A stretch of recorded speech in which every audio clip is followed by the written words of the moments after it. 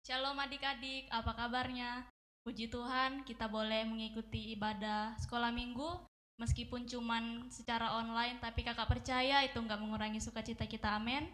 Kita akan mulaikan ibadah sekolah minggu kita. Kakak undang semuanya bangkit berdiri, kita angkat pujian, Bapakku datang padamu.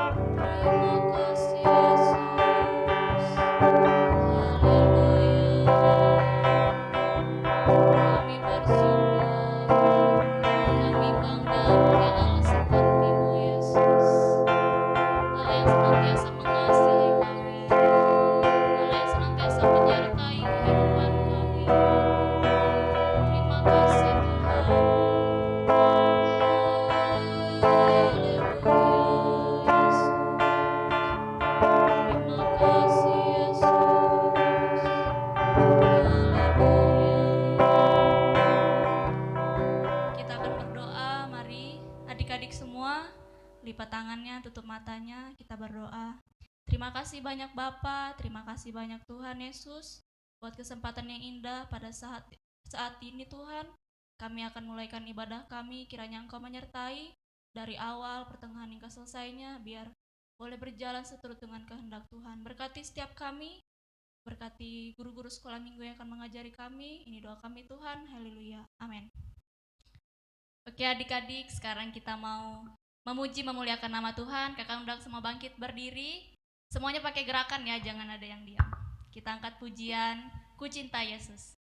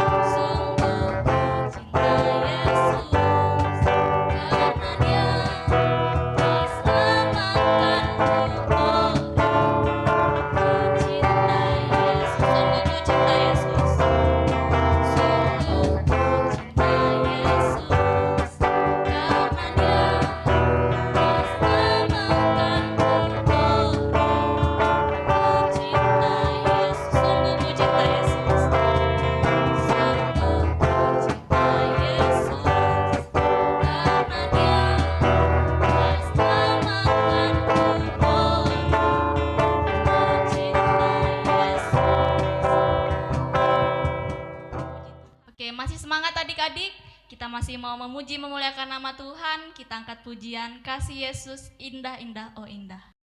Pakai gerakan ya.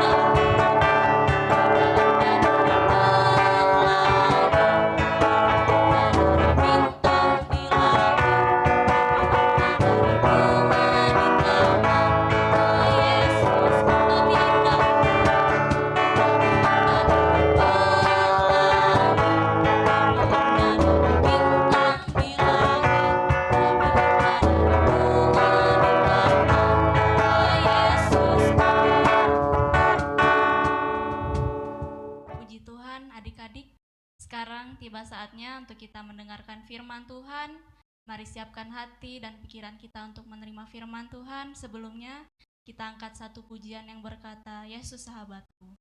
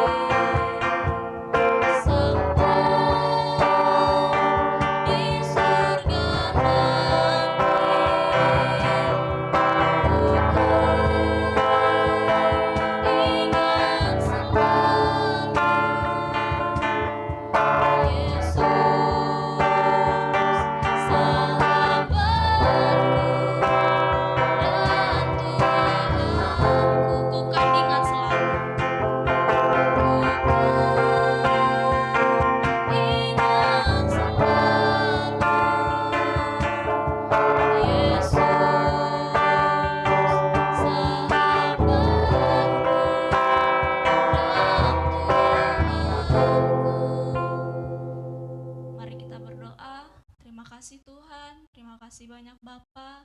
Kami telah menaikkan setiap pujian, penyembahan kami kepadamu. Biarlah setiap pujian kami boleh menyukakan hati Tuhan. Biarlah setiap penyembahan kami boleh berbau harum di hadapan-Mu Tuhan. Sebentar kami akan mendengarkan firman-Mu. Urapi setiap kami yang mendengarkan firman-Mu, sehingga setiap firman yang kami terima boleh tertanam dalam hati dan pikiran kami, boleh kami lakukan dalam kehidupan kami sehari-hari. Urapi hamba-Mu yang akan menyampaikan firman-Mu, biar boleh berkata-kata seturut dengan kehendak-Mu Tuhan. Ini doa kami, dalam nama Tuhan Yesus kami berdoa mengucap syukur. Haleluya, amin. Selanjutnya, kakak serahkan kepada Ibu Nur. Halo, apa kabar adik-adik? Ketemu lagi sama Bunda. Bunda percaya bahwa adik-adik saat ini dalam keadaan baik, dalam keadaan sehat, seperti Bunda, Kak Yuni, dan guru-guru sekolah minggu yang ada, semuanya sehat, semua kuat, karena dipelihara oleh Tuhan. Puji Tuhan, kita sudah memuji Tuhan. Sekarang kita akan mendengarkan kebenaran firman Tuhan. Bunda mau tanya, masih ingat tokoh yang minggu lalu bercerita tentang siapa? Bercerita tentang satu pribadi yang dipakai Tuhan, yang dipilih Tuhan. Dan Bunda pada saat ini masih menceritakan satu tokoh yang luar biasa, yang masih Tuhan pilih untuk menjadi pemimpin, untuk menjadi penolong bagi umat-umat Tuhan. Kalau minggu lalu bercerita tentang pribadi Yusuf, di mana Yusuf dipilih Tuhan secara istimewa, secara khusus, tapi dia harus melewati proses yang ada. Ketika Tuhan memilih satu pribadi atau seseorang, Tuhan gak akan biarkan sendirian, walaupun dia seperti waktu Yusuf mengalami begitu luar biasa, dibuang, dijual, bahkan harus difitnah, banyak hal yang dihadapi Yusuf. Tapi akhirnya Tuhan menyatakan bahwa setiap Tuhan yang pilih, Tuhan tidak akan pernah biarkan gagal. Dan adik-adik sudah mendengar bahwa lewat kehidupan Yusuf banyak orang ditolong oleh Yusuf. Dan saat ini Bunda akan menceritakan satu pribadi lagi. Dia akan dipilih Tuhan untuk memimpin suatu bangsa yang besar. Bangsa yang besar itu seperti apa sih?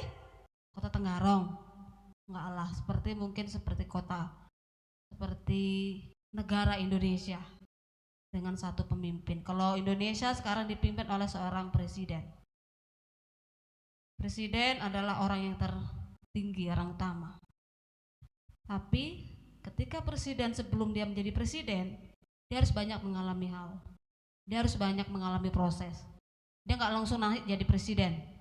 Kalau nggak salah dia harus menjadi bupati, gubernur, dulu naik tingkat terus.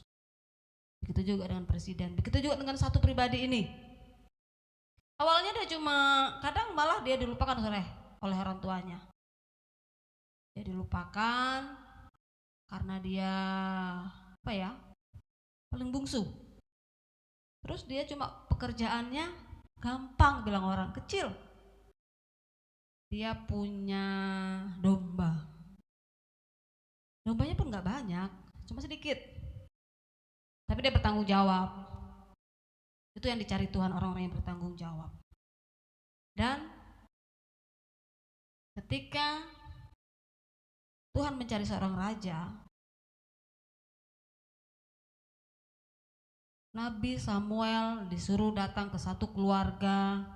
Dia harus memilih di situ.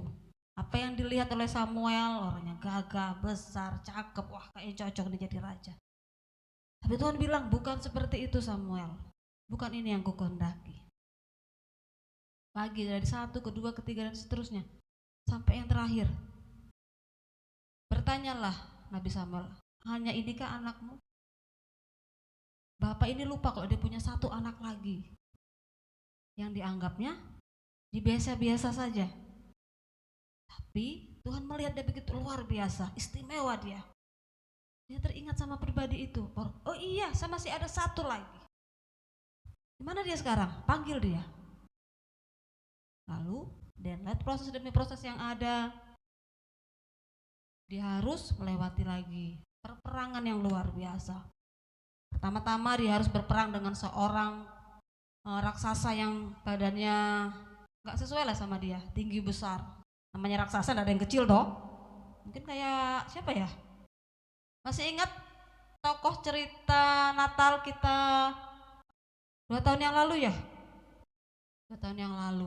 Tokohnya yang jadi raksasa orangnya nggak kecil, orangnya besar. Tapi di situ Tuhan buktikan bahwa penjagaan Tuhan, pembelaan Tuhan itu ada. Dia boleh, raksasa yang besar tadi boleh dikalahkan oleh pribadi yang kecil ini tadi, yang kadang dilupakan saudara mama papanya. Lalu adik-adik, dia boleh mengalahkan, dan raja yang duduk waktu itu bangga pada dia.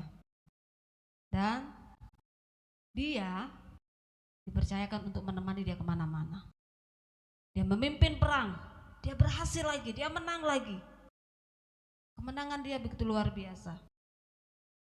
Bahkan raja yang ada dikalahkan. Orang-orang memuji-muji pribadi ini tadi, pribadi yang dipilih Tuhan tadi, pribadi yang khusus tadi. Lalu timbullah rasa cemburu, rasa marah, rasa iri sama raja ini tadi.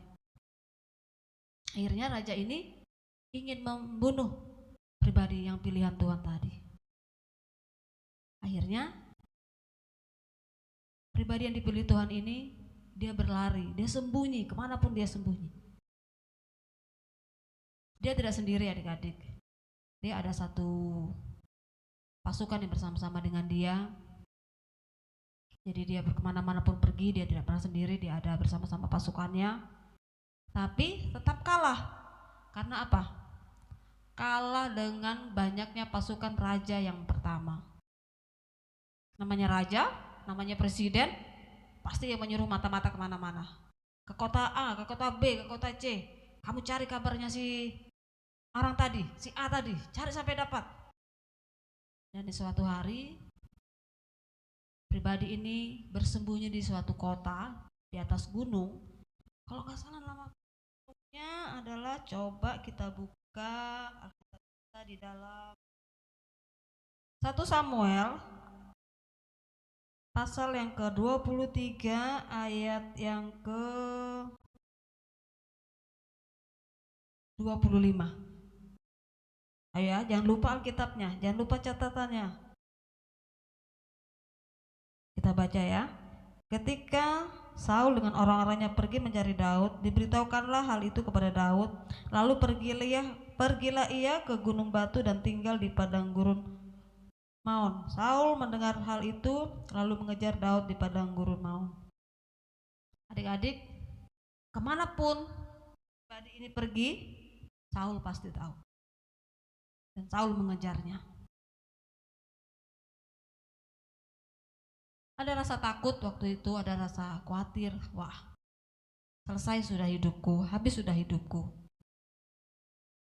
Dia berlari terus, dia bersembunyi terus. Tidak ada harapan lagi adik-adik. Tapi kira-kira Tuhan tinggal diam gak? Tuhan kirimkan pertolongan gak? Ternyata Tuhan tidak pernah biarkan. Coba kita baca lagi ayat yang ke-27. Apa yang terjadi di situ? Ketika Daud berputus asa, ketika Daud dikejar oleh Saul.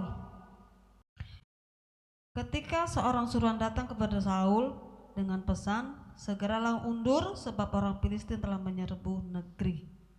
Nah, adik-adik, inilah pertolongan Tuhan buat Daud. Daud adalah pribadi pilihan Tuhan. Ketika dia di akhir hidupnya, Tuhan tidak akan biarkan, karena tugas Daud, pelayanan Daud belum selesai. Masih ada tugas lagi yang Tuhan percayakan atas Daud sehingga dia diluputkan Tuhan. Lalu di situ berkata lagi ayat yang ke-28, maka berhentilah Saul mengejar Daud dan pergi menghadapi orang Filistin. Itulah sebabnya orang menyebut tempat itu gunung batu keluputan. Puji Tuhan adik-adik, luar biasa Tuhan menolong Daud. Di saat-saat tidak ada harapan, di situ Tuhan buktikan bahwa kasih setia Tuhan tidak pernah berubah bagi Daud. Walaupun di kemarin hari Tuhan mengizinkan Daud dikejar Saul dengan sedemikian rupa, tapi Tuhan tetap sediakan pertolongan. Daud mungkin merasa waktu dia di balik gunung, dia merasa wah aman sudah kami di sini. Tidak mungkin Raja Saul sampai mengejar kami. Dia berharap gunung itu pasti kuat kokoh, namanya gunung Tidak seperti bukit, gunung pasti tinggi, banyak batunya. Di situ dia berharap, percaya bahwa dia aman di situ. Dia salah adik-adik. Dia berharap sama gunung batu yang bisa dihancurkan oleh manusia.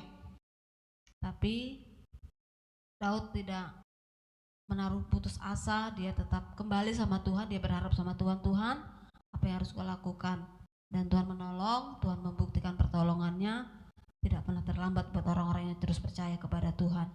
Puji Tuhan adik-adik, karena itu apapun keadaan kita, apapun situasi kita saat ini, jangan pernah mengandalkan mungkin ada banyak uang, rumah yang besar, mobil banyak, mungkin ada juga orang-orang yang di luar sana yang punya pesawat, mereka mungkin mau bisa ketika mereka dengar ada bencana di sini, bencana di sana, mereka bisa pergi dengan mudah. Tapi semuanya itu tidak menjamin keselamatan mereka, tidak menjamin bahwa mereka akan aman-aman saja. Uang bisa habis, rumah bisa hancur, seperti kita dengar berita-berita saat-saat ini, hari-hari ini begitu banyak, luar biasa terjadi musibah besar-besaran, banjir bandang, ada gempa bumi, semuanya habis, semuanya hancur. Karena itu jangan menaruh harapan pada semua yang sia-sia, yang bisa hancur. Tapi berharaplah sama Tuhan yang luar biasa, Tuhan yang mampu. Ketika Daud merasakan pertolongan Tuhan dalam kehidupannya,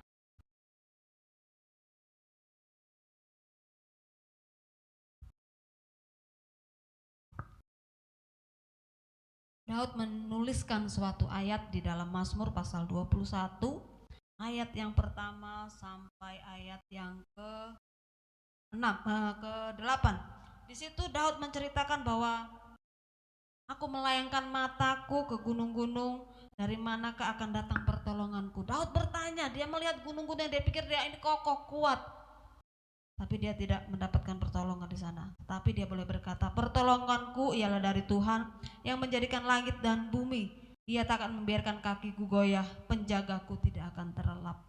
Tuhan tidak akan membiarkan kaki kita goyah. Sekalipun kita terjatuh, dia tidak akan membiarkan kita tergeletak. Itu kata firman Tuhan.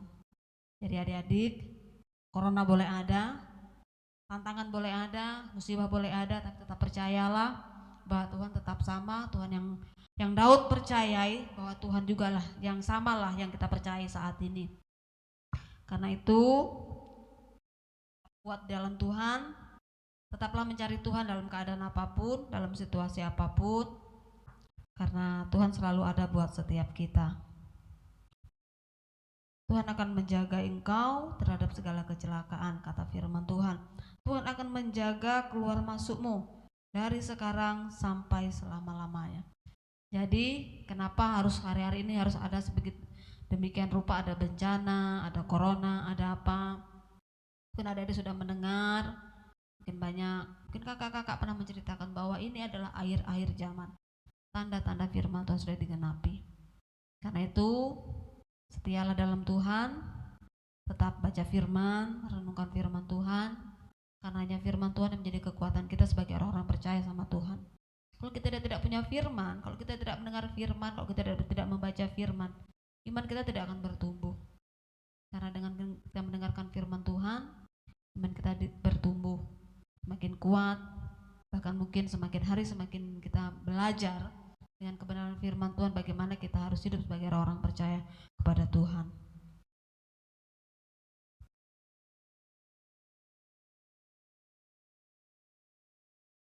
Di sini firman Tuhan berkata, pertolonganku ialah dari Tuhan yang menjadikan langit dan bumi. Tuhan mampu menciptakan langit dan bumi. Masa Tuhan tidak mampu menolong kita? Masa Tuhan tidak mampu menjaga kita dari adanya virus corona, dengan bencana segala yang ada? Mungkin banyak saudara-saudara kita yang percaya sama Tuhan, dia menghadapi corona, ada yang kena musibah, tapi percaya bahwa Tuhan tetap campur tangan atas kehidupan mereka. Bahwa semua yang terjadi, Tuhan tetap campur tangan. Karena kata firman Tuhan, selai rambutmu tidak akan pernah jatuh tanpa seizin Tuhan. Kita percaya sama Tuhan, terus menaruh harap sama Tuhan. Jangan coba-coba jauh dari Tuhan. Karena kita tahu bahwa ketika kita jauh dari Tuhan, hidup kita akan binasa. Terlebih hari-hari ini bukan hari-hari yang mudah, hari-hari yang sulit, tapi kita punya punya Tuhan yang tidak pernah berubah atas kehidupan kita. Puji Tuhan, firman Tuhan cukup sampai di sini. Kita boleh belajar dari pribadi Yusuf, dari pribadi Daud, banyak tokoh-tokoh yang luar biasa yang Tuhan pilih untuk menjadi berkat dalam Alkitab. Dan biarlah pribadi-pribadi ini menjadi jadi contoh, jadi teladan buat kita, bahwa ketika Tuhan memproses pribadi-pribadi ini, kita boleh melihat bahwa Yusuf boleh menolong bangsa Israel, begitu juga Daud boleh menjadi raja yang begitu luar biasa, yang tidak pernah kehilangan kedudukannya sebagai raja. Bahkan sampai raja-raja yang selanjutnya, Tuhan berjanji dia tidak akan kehilangan tahtanya, dengan diturunkan terus menerus dengan keturunan yang akan datang. Itu janji Tuhan yang menolong Yusuf dan menolong Daud. Bunda percaya bahwa pertolongan Tuhan yang sama juga itu bagi ada untuk kita semuanya. Puji Tuhan. Bunda mau kasih ayat hafalan buat adik-adik. Di sini Bunda boleh ambil ayat hafalan yang terdapat di Mazmur pasal 21 ayat yang ke-5.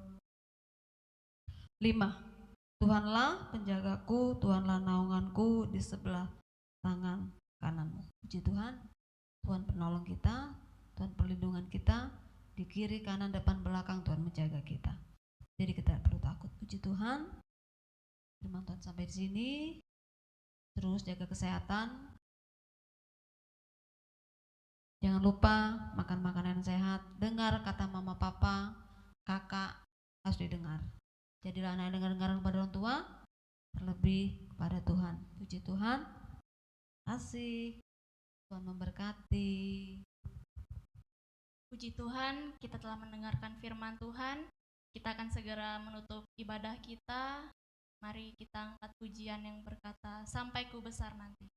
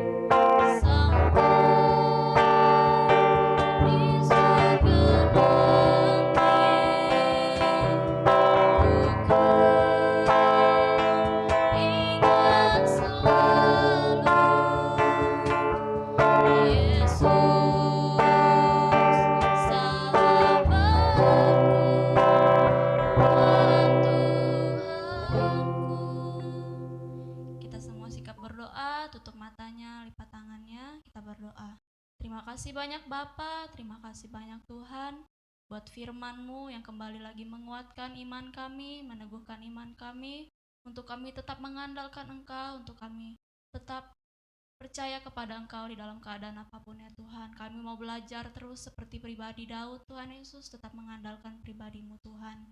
Berkati setiap anak-anak sekolah minggu yang telah mengikuti sekolah minggu online Tuhan, kiranya Tuhan senantiasa memberkati mereka, pakai mereka biar mereka tumbuh menjadi anak-anak Tuhan yang takut akan Tuhan dan dengar-dengaran kepada orang tua. Memberkati setiap kami, guru-guru sekolah minggu yang telah mengajar pada saat ini Tuhan Yesus, pakai setiap pelayanan kami untuk menyukakan hati Tuhan. Terima kasih banyak Bapa, sepanjang minggu berjalan kami letakkan ke dalam tangan-Mu, biar kuasa Roh Kudus-Mu memimpin menyertai setiap kehidupan kami. Ini doa dan ucapan syukur kami Tuhan, dalam nama Tuhan Yesus, haleluya, amin. Puji Tuhan, ibadah sekolah minggu kita udah selesai.